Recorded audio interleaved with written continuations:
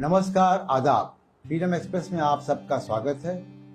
जम्मू कश्मीर में धारा 370 को हटे और स्टेट को दो टुकड़ों में बांटकर तकसीम करके यूनियन टेरिटरी बनाने को 1 साल हो चुका है। फारूक अब्दुल्ला साहब करीब 8 महीने डिटेंशन में रहे। महबूब मुफ्ती अभी भी हैं। सैकड़ों और नौजवान लीडर्स अभी भी वहाँ पे डिटेंशन में हैं। आज इन सारे मसलों पर बात करने के लिए हमारे पास एक कश्मीर के सीनियर लीडर, मुख्यमंत्री रहे, यूनियन मिनिस्टर रहे, 60 साल से भी ऊपर समय से पब्लिक लाइफ में हैं, डॉक्टर फारूक अब्दुल्ला हमारे साथ हैं और उनसे तफसील से बात करेंगे कश्मीर का अब आगे का रास्ता यहाँ से क्या होगा। डॉक्टर फारूक अब्दुल्ला, आपका स्वागत है फ्रीडम एक्सप्रेस में। बहुत बहुत शुक्रिया आपका। मैं आपके देखने वालों को अस्सलाम वालेकुम कहता हूँ, आदाब कहता हूँ, सत श्री अकाल कहता हूँ, नमस्कार कहता हूँ। डॉक्टर साहब, आप 8 महीने डिटेंशन में रहे लगभग, तो वहीं से शुरू करते हैं कि जब आप बाहर आए तो वो 8 महीने कैसे बीते और उसके पहले आपकी प्रधानमंत्री से खुद मुलाकात हुई थी। मेरे ख्याल से 1 दिन पहले मुलाकात हुई थी। गवर्नर साहब मलिक साहब जो है, सतपाल मलिक जी भी 2 दिन तक ये कहते रहे कि जो फोर्सेस का मूवमेंट है उसका आर्टिकल 370 से कोई लेना देना नहीं है। फिर ये हो गया, तो क्या ये मालूमात नहीं थी कि केवल ये गुपचुप तरीके से सेंटर में हो रहा था और आपको कॉन्फिडेंस में नहीं रखा गया? कॉन्फिडेंस का तो सवाल ही नहीं। जब हम इनसे मुलाकात करने गए भी तो उन्होंने कोई ऐसी इंडिकेशन नहीं, जबकि मैंने उनसे कहा, साहब ये जो फौजें आप भेज रहे हैं, क्या हमें लड़ाई के लिए तैयारी करनी है? पाकिस्तान से लड़ाई होने वाली है या चीन से लड़ाई करने वाले हैं आपके पास? तो चुप रहे, कुछ नहीं कहा। तो मैंने कहा फिर कहा नहीं, सब ठीक चल रहा, आप कैसे बाकी चीजों में बातें की उन्होंने। तो हम समझे कि बहुत अच्छा चल रहा है, कुछ ऐसा इनका इरादा है नहीं। अगर कि हवा में खबर थी कि ये कुछ करने वाले हैं, कोई शक नहीं है। और जब हम वहां पहुंचे तो हमने देखा कि एक झूठी गन रख दी अमरनाथ की यात्रा के ऊपर। कहा कि साहब यहाँ पे कुछ खतरा है, तो अमरनाथ यात्रियों को रातों रात अमरनाथ यात्रा को सस्पेंड कर दिया, उनको बाहर से निकाल दिया। टूरिस्ट जो नहीं निकलना चाहते थे उनको हाउस बोट्स और होटल से खिंच के निकाल लिया, बसों में बिठा दिया कि तुमने जाना है, कुछ भी हो जाए। आतंकवाद के दिनों में भी अमरनाथ यात्रा कभी नहीं सस्पेंड, कभी नहीं सस्पेंड, कभी नहीं। मैं भी खुद चीफ मिनिस्टर रहा हूं, कभी सस्पेंड नहीं किया, क्योंकि एक मजहबी चीज है और वहां सब कुछ इसके लिए करने वाले तो मुसलमान ही हैं। वही इनका सामान ले जाते हैं, वही इनको वहां पहुंचाते हैं। और उन्होंने तो इस जो ये जहाँ पे ये शिवलिंगम बनता है, ये तो मुसलमानों ने ही देखा था। और उन्होंने फिर आके मटन में जो हिंदू हैं, ब्राह्मण हैं, उनसे कहा भाई यहाँ पे तो भगवान की चीज बन रही है। यानी बिना किसी एंगेजमेंट के, लीडरशिप से, कुछ भी नहीं, कुछ भी नहीं। इन्होंने किसी से बात नहीं की हमसे। महबूबा मुफ्ती जो इनके साथ बैठी हुई थी,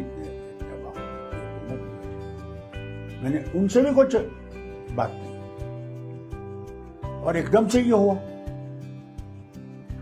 और फिर ये कहना कि साहब 370 जो था ये वहां की डेवलपमेंट के लिए खतरा था, वहां पीछे हो गए थे और 3 खानदानों ने लूटा था, लोगों में ये फैला दिया। तो मैं इनसे ये पूछता हूं, साहब मुझे ये बताइए, शुक्र है अल्लाह का कि आजाद साहब ने, गुलाम नबी आजाद साहब ने राज्यसभा में पूरा बयान किया गुजरात को लेके और कश्मीर को लेके कि दोनों में क्या फर्क है। और उसमें ये दिखा दिया उन्होंने, आंकड़े दिखा के, कि कश्मीर गुजरात से बेहतर है। तो अगर हम कश्मीर गुजरात से बेहतर है, वो तो 370 में ही हुआ। अगर लूटा होता तो फिर रियासत तो उठती ही नहीं।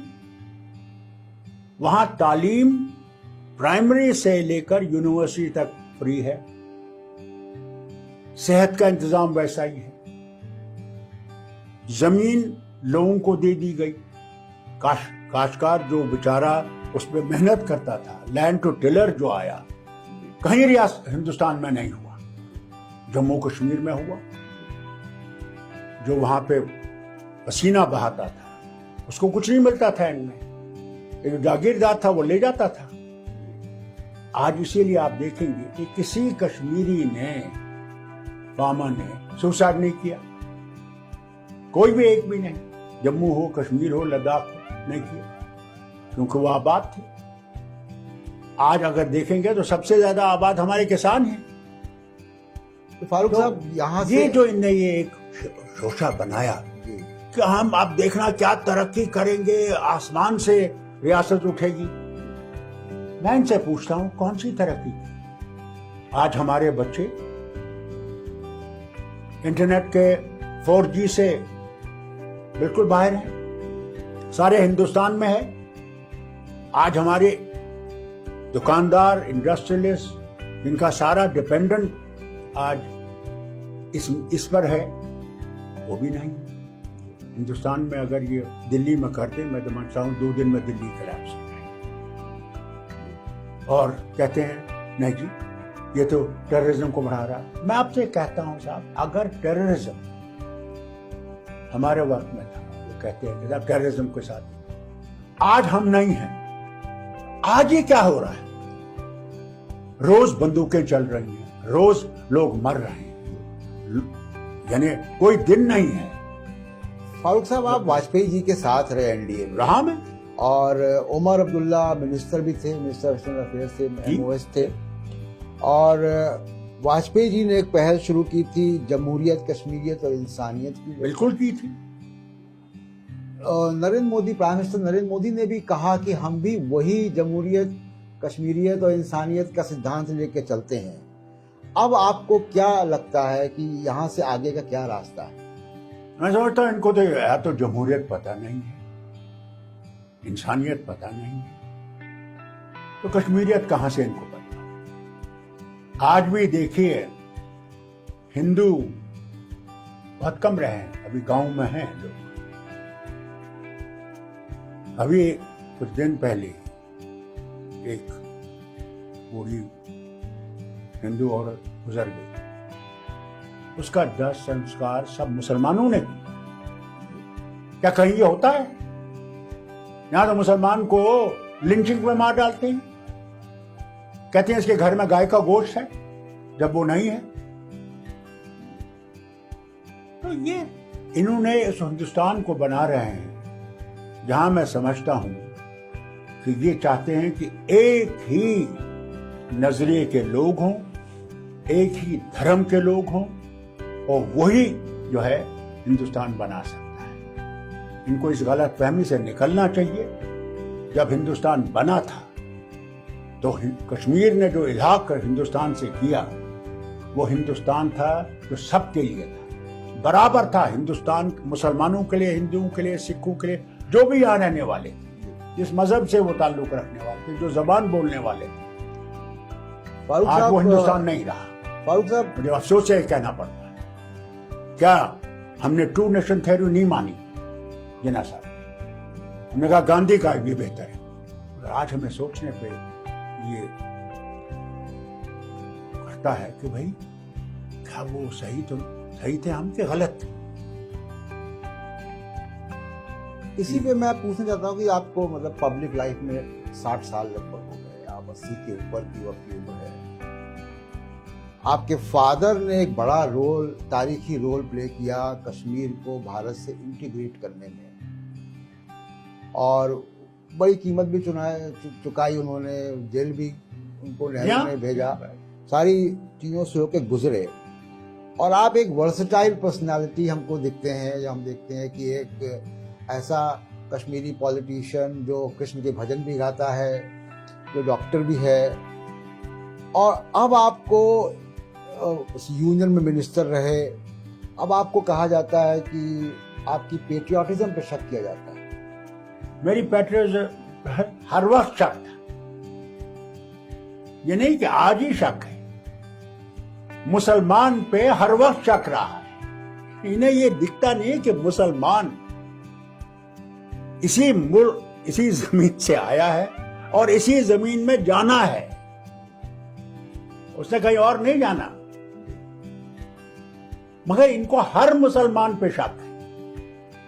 ये तो अफसोस है मुझे, कब इनकी वो नजरें खुलेंगी कि मुसलमान इनसे ज्यादा हिंदुस्तानी है। क्या ये भूल गए ब्रिगेडियर उस्मान को? आप आइए देखिए, राजौरी में एक जगह है, जंगड़ कहते हैं उसको। उस वक्त हिंदुस्तान की फौजें अलग अलग बादशाहों की थी, राजों की थी, और उनको कमांड करना आसान नहीं था। तो जब वो जंग हुई पाकिस्तान के साथ, तो ब्रिगेडियर उस्मान, नॉर्मली आप देखेंगे जो ये जनरल हैं, ये पीछे रहते हैं और पीछे से ये कमांड करते हैं। वो आगे थे, क्योंकि ये जानते थे कि ये फौज जो है ये बहुत से राजों की है, इनमें खलबली हो सकती है। और बंकर पे जब इनके वो पड़ गया गोला, गुजर गया। क्या इनको याद है? फारूक साहब, दर्शकों से इसको देख रहे हैं कि कश्मीर की समस्या 2 कदम आगे चलती है तो 3 कदम पीछे होती है, और ये इस धारा 370 हटने के बाद फिर वैसे ही कुछ नजर आ रहा है। क्या तस्वीर आगे की आप देखते हैं, आगे कैसे होगा? एक पहली बात। दूसरी कि क्या प्रधानमंत्री से आप मिले आने के बाद? पार्लियामेंट चल रही है, या मिलेंगे? देखिए, मेरा कोई मिलने से फायदा क्या है? जिनका मकसद वो हो जो मैं समझता हूं इस मुल्क की बर्बादी का है, तो मिलेगा क्या? जब हम मिले उसके बाद 370 उड़ गया, 35A उड़ गया, और ये क्या क्या उड़ गया कि भाई हम इनको पूरा अपने साथ लाएंगे। मैं आज इनसे पूछता हूं, जरा जाके देखें कि कितने इनने हिंदुस्तानी बनाए हैं वहां। तो वो जरूर मिलेंगे जिनको पैसा देते हैं, और वो पैसे से जब तक वो पैसा चलता है तब तक इनके साथ है। जिस दिन पैसा बंद हो जाएगा वो इनको भी गालियां मारते हैं। लेकिन डायलॉग तो होना चाहिए डॉक्टर। डायलॉग तब होगा ना जब ये समझ जाएं कि जो इनने गलत किया है, 370 को हटा के और 35A को हटा के, जो इन्हें दिलों पे जख्म डाले हैं और झूठ बोला है सारी दुनिया में, उसको वापस लें। क्या उसके लिए तैयार नहीं? और हमारे साथ भी डायलॉग नहीं है। कश्मीर का मामला पाकिस्तान के साथ भी है। अब तो चीन के साथ भी हो गया, क्योंकि अक्षय चिन्ह उनके पास है। मगर चीन के साथ ये बात करने के लिए हर जगह जा रहे हैं। रूस से भी कहते हैं कि भाई हमारी मेहरबानी करो, हमें इससे बचाओ। अमेरिका से भी कहते हैं हमें इनसे बचाओ। ये तो आपके बिल्कुल करीब है, यहाँ पर यहाँ से रोज गोले आते हैं और आप गोले मारते हैं। हमारे लोग वहां भी मरते हैं। पाकिस्तान से बातचीत की बात आपने पार्लियामेंट में भी अपने बयान में कही। बिल्कुल कहा। और इसका क्या फ्रेमवर्क क्या होगा? क्योंकि भारत की पार्लियामेंट एक नहीं कई बार रेजोल्यूशन पास कर चुकी है कि पूरा जम्मू कश्मीर जो है वो भारत का हिस्सा है। अब पाकिस्तान से जो डायलॉग की बात आप कर रहे हैं, उसका फ्रेमवर्क क्या केवल टेररिज्म के मुद्दे बात होनी है, या कोई कंपोजिट डायलॉग की बात आप कर रहे हैं? हम वतन को दोस्त बनाना चाहते हैं। आखिर एक जमाने में एक ही वतन था। अगर हम इनको दोस्त बनाएंगे तो कैसे बनाएंगे? हमने उस चीज पे सोचना है। अगर हम उनसे ये कहते हैं कि साहब, हम रोज उनको धमकियां देते हैं, हम ये भी ले लेंगे, वो भी ले लेंगे, तो जब धमकियां दे रहे हैं आप, तो मुझे बताइए, क्या आप मेरे दोस्त बन सकते हैं जब मैं आपको रोज धमकियां दूंगा? पहले तो हमने ये सोचना है कि भैया, क्या हमने उस वतन से दोस्ती करनी है या नहीं करनी? अगर हमने दोस्ती करनी है तो उसके रास्ते बन सकते हैं, ये नहीं कि बन नहीं सकते। मुशर्रफ साहब जब यहां आए थे, वाजपेयी जी थे प्रधानमंत्री पहले, हाँ थे, गए, आगरा गए। मैं समझता हूं कि वाजपेयी जी तैयार थे, मगर उस वक्त कुछ, मैं उनका नाम नहीं लूंगा, जिन्होंने इनमें अड़चने डाल दी। ठीक है, हमारी फारूक साहब, मैं आगरा पे आता हूँ। हाँ। आप भी आगरा में थे? हाँ, मैं आगरा में नहीं था। अच्छा, मैं यहाँ था। अच्छा, आपका मुशर्रफ साहब से तारुफ करवाया वाजपेयी जी ने जी कराया और उन्होंने ये कहा कि ये थर्ड पार्टी है। जी। मैंने कहा मैं फर्स्ट पार्टी हूं। उनने जब कहा ये थर्ड पार्टी है, मैंने कहा वाजपेयी जी आप गलत हैं, मैं फर्स्ट पार्टी हूं, क्योंकि वतन मेरा है जी। और ये वतन दोनों आप लोग लड़ रहे हो। यानी वाजपेयी जी ने पाकिस्तान की स्टेक होल्डर को आपसे कम किया था। मैंने कहा भैया मैं पहला नंबर हूं। जी। तो ये थर्ड पार्टी क्यों कहा था आपको वाजपेयी जी ने? इसलिए कहा था क्योंकि वो जानते हैं कि हम इसमें हैं, हमारे बगैर तो कोई फैसला हो नहीं सकेगा। कैसे होगा? अगर आपने मेरे घर का फैसला करना है तो मैं घर वाला हूं, तो घर वाले का फैसला आप कैसे करेंगे घर वाले के बगैर? कल आपने अगर किसी का मकान लेना होगा तो आप इनसे थोड़ी बात करेंगे, आप तो मकान वाले से बात करेंगे पहले। तो बताओ भाई। पार्लियामेंट के बयान में फारूक साहब आपने 370 का जिक्र नहीं किया और वो हुआ ये मौका ही नहीं मिला क्योंकि- उन्हें, 1 मिनट दिया। आप हैरान होंगे, पहली तकरीर मैं कर रहा हूं, इनको डर है कि फारूक अब्दुल्ला क्या कहेगा। ईमानदारी से आपसे कहता हूं, हर वक्त जब मैं दरखास्त देता हूं, स्पीकर साहब कहते हैं अभी अभी अभी, वो अभी कभी आता ही नहीं है। क्योंकि आज गुप्तार तक वो अभी नहीं आया। गुप्तार कमेटी में आप भी सिग्नेटरी हैं, गुप्तार रेजोल्यूशन हाँ, मैं हूं। में, और तमाम और पार्टियां भी हैं हाँ जिसमें की रेजोल्यूशन है कि 370 की बहाली की जाएगी, बिल्कुल। और आपने वो नहीं बोला पार्लियामेंट में, तो बहुत एक गलत मैसेज भी गया है। वो इसलिए गया जनाब, आपको मैं क्या बताऊं, अल्लाह का एक करम है कि वो जो चंद अल्फाज में कह सका, वो तो हर बार मुझे रोक रहे थे। बताइए 1 मिनट में क्या बोलेंगे आप? इनका तो वजूद ही इसी चीज में है कि बंद करो, किसी को बोलने मत दो। क्योंकि जो डिटेंशन ये सुनने के लिए तैयार नहीं है, इसीलिए वो 8 MPs आज बाहर बैठे हुए हैं, इनको निकाल। मैं वो नहीं, मैं वो टेबल पर चढ़ने वालों में से नहीं। मैं समझता हूं वो पार्लियामेंट की मर्यादा को ठीक नहीं रखता। मगर ये उसी पर तो लोगों को उतारना है यहाँ, कि आपने अब झगड़े करने हैं, आपने अपने माइक्रेन तोड़नी है और बात करनी है। ये क्या रास्ता है? तो रास्ता क्या हो? रास्ता है कि साहब इनको सुनने की वो कोशिश करें, समझने की कोशिश करें। हम दुश्मन नहीं हैं, मगर ये हमें दुश्मन बना रहे हैं। क्या आपको लगता है कि कश्मीर प्रेजेंट जो रूलिंग डिस्पेंसेशन है, जो सत्ता में लोग हैं, उनके लिए कश्मीर समस्या की जगह एक नॉर्थ इंडिया में चुनाव का मुद्दा है और उसको उनको गरमा के रखना है? देखिए वो तो चाहते ही हैं कश्मीर रहे तो इनका चुनाव चलता रहे। हिंदुस्तानियों को पागल बनाना है। कश्मीर हमारा है, अटूट अंग है, हम इसके लिए सब कुछ करेंगे। जैसे ये लद्दाख में हो रहा है, हम तैयार हैं चीन से लड़ने के लिए। अरे आगे तो चलो, अगर तुम लड़ने के लिए तैयार हो फिर क्या ये बातों की बात कर रहे हो?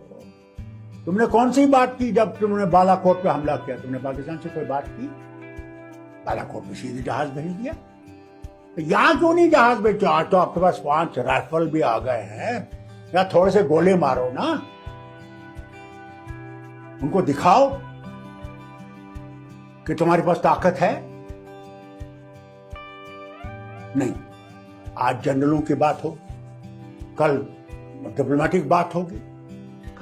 कैसे एंगेजमेंट कैसे हो कश्मीर के लोगों से? क्योंकि आप लोगों को भी पॉलिटिकल देखिए प्रोसेस मैं क्या होगा? समझता हूं कि पॉलिटिकल पहले प्रोसेस क्या इनको होगा? अपना दिमाग साफ करना। इनने पाया क्या और खोया क्या जब से इनने 370 हटाया, 35 ये हटाया? क्या इनने जीता? पहले ये अपने दिमाग में लिया। आज वहां फौजें हैं, पुलिस है, पैरामिलिट्री फोर्सेस है, हर कोने में रखी हुई है। कितना खर्चा है इनका उसमें? एक नैरेटिव जो है आता है कि डेमोग्राफिक बैलेंस जो है वहाँ का उसको चेंज करने का भी एक जी मंसूबा हाँ, है, बिल्कुल है। तो उसके लिए क्या देखिए, मैं आपको सुनाऊं, ये जो वो जो कमीशन ने बनाया है, डिलिमिटेशन कमीशन, हम डिलिमिटेशन कर सकते थे जब मैं पावर में था। हमें उस वक्त 1920 में हम आखिरी पार्ट ऑफ 90 में 98 और सो हमें डिलिमिटेशन करनी थी और हम कर सकते थे, ऐसी बात नहीं कि हम नहीं कर सकते। और हमने सोचा भाई सीटें बढ़ानी है। सारे हिंदुस्तान में 2026 में होने वाली है।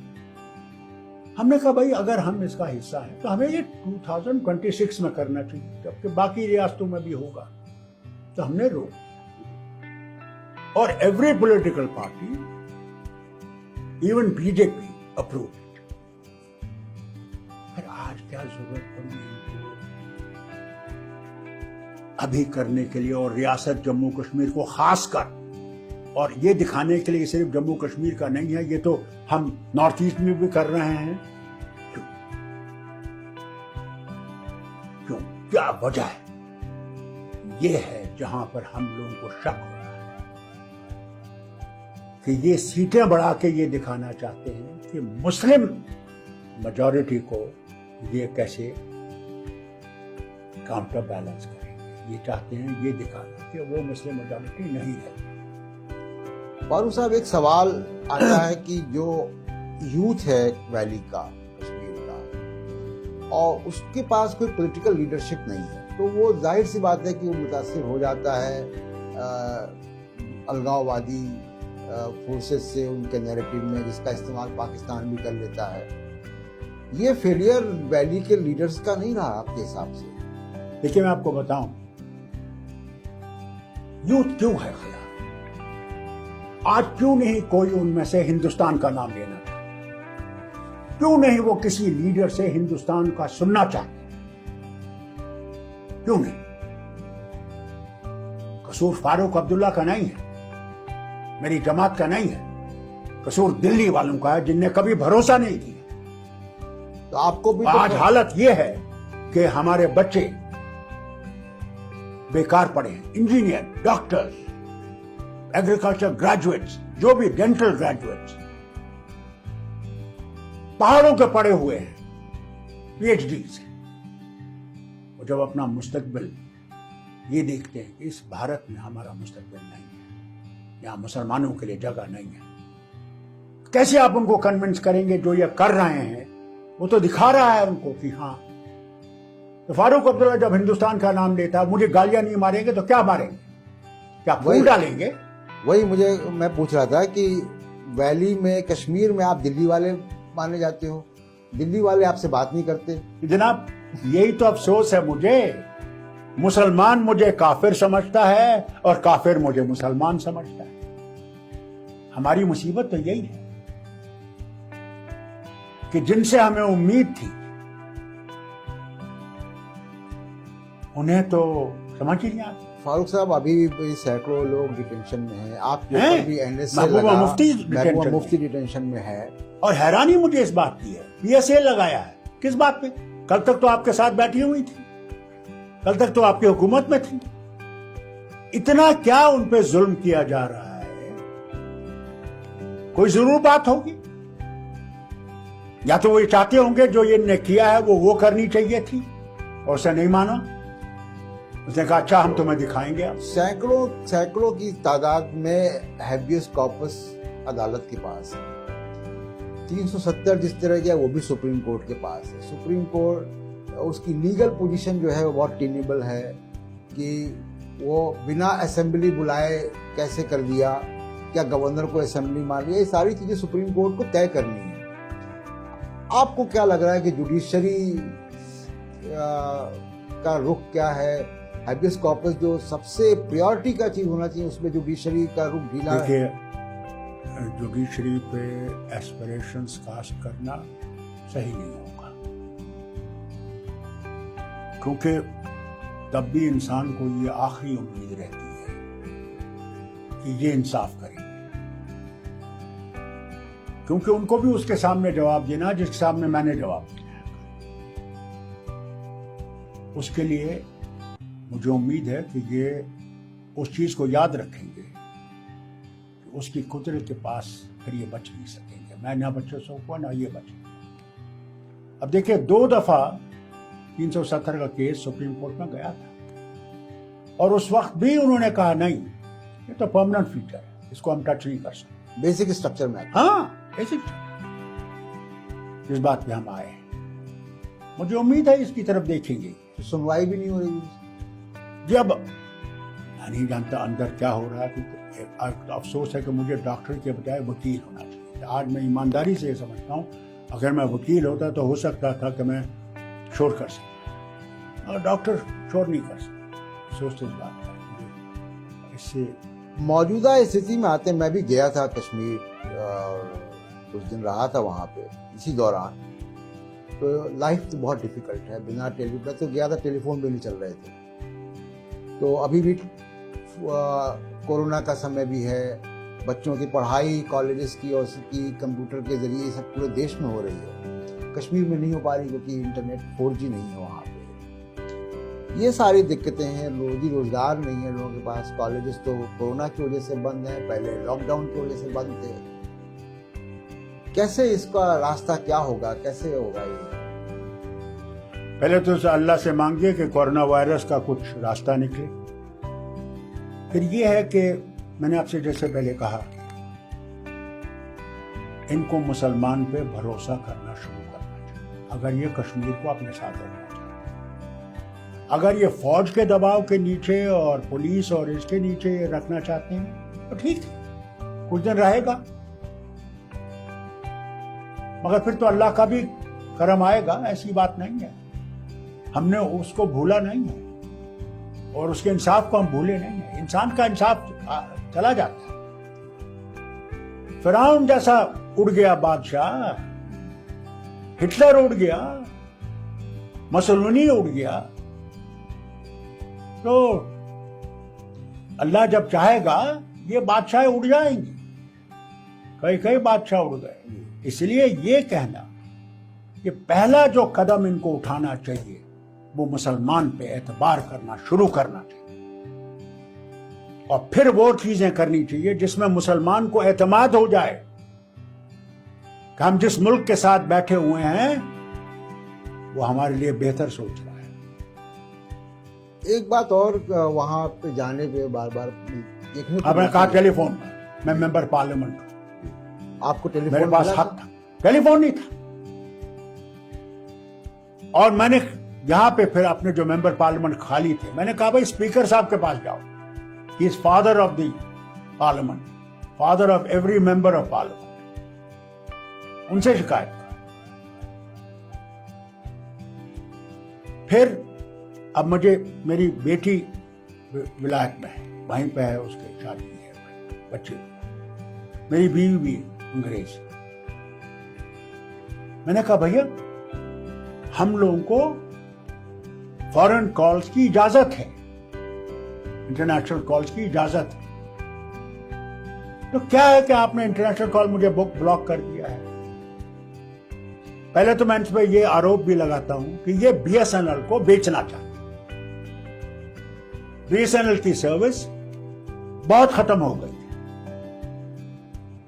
और कितने ही लाखों लोग इससे इन्वॉल्व हैं। अल्लाह करे कि ये ना ये कर सके, मगर मैंने देखा BSNL की सर्विस बहुत नीचे गिर रही है। फिर मैं यहां जब पार्लियामेंट में आया तो मैंने अपने मंत्री जी से कहा, रविशंकर प्रसाद से,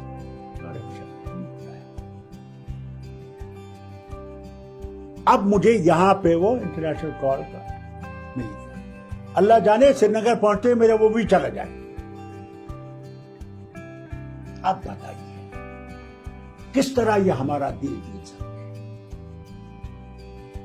जब हर तरीके से ये इंसान को मुसीबतों में डालेंगे। तो क्या वो इनका नाम लेगा? क्या वो इनकी तरफ देखेगा? क्या इस वतन की तरफ देखेगा? क्या वो नहीं समझेगा कि बेहतर है यार हमें चीन ही जाए?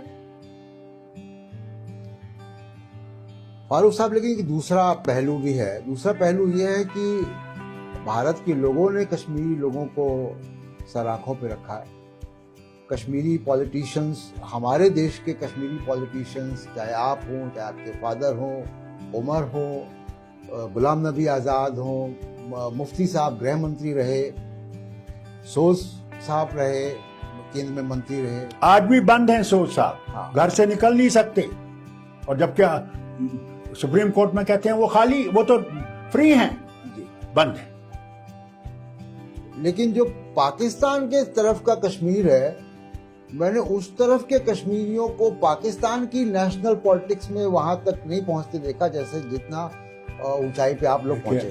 मैं पाकिस्तान कश्मीर का यहाँ पर रिप्रेजेंटेटिव नहीं, न मैं ये जानता हूं कि उनका कोई वहां है या नहीं, मैं नहीं जानता। इसलिए उस पर मैं कुछ कहूंगा तो गलत हो जाएगा। मगर मैं तो हिंदुस्तान के कश्मीर के बारे में बात करता हूं। हमारे यहां ये था, जब मैं भी था, मेरा बाप भी था, मेरा बेटा भी था, वहां अगर डीसी कमिश्नर जो होता वो मुसलमान होता तो वहां पे जो पुलिस का एसएसपी होता वो दूसरे मजहब का होता, क्योंकि हमारे यहाँ कंपोजिट कल्चर है। उससे ये होता कि अगर मुसलमान डीसी के पास जाए तो उसके पास उसको इंसाफ नहीं मिलता था, तो वो जाता था इससे बात करता कि देखिए साहब मुझे इंसाफ नहीं मिल रहा है। तो उसको एक जगह थी, ये जम्मू कश्मीर के सारे हिस्से में था, जहां ये कंपोजिट कल्चर की बात थी, वहां बड़े पैमाने पर सिख रहते हैं। हाँ। आज भी 70,000 तो ये सिख रहते हैं। सिख भी था, डीसी, ये सूरत। आज क्या हालत कर दी है? हर जगह हिंदू बिठा दिया। मुझे हिंदुओं के खिलाफ नहीं, मैंने उन अफसरों के खिलाफ नहीं, मगर लोगों में क्या इंप्रेशन जाता है कि तुम्हें भरोसा ही नहीं। तो जब तक आप उस भरोसे को वापस नहीं लाओगे तो आप लोगों को कैसे लाओगे? इंसान सिर्फ खाने से जिंदा नहीं रहता है। इंसान की सबसे बड़ी चीज है इज्जत। तो दो टूक शब्दों में फारूक साहब, हम इस बातचीत को यहाँ पे खत्म करते हैं कि दो टूक शब्दों में क्या आप मोदी सरकार से चाहते हैं कि वो इमीडिएट 3-4 चीजें वो क्या करें? पहले तो एतमाद पैदा करें। ये खरीदने और बेचने की जो बातें ये कर रहे हैं उसको बंद करें।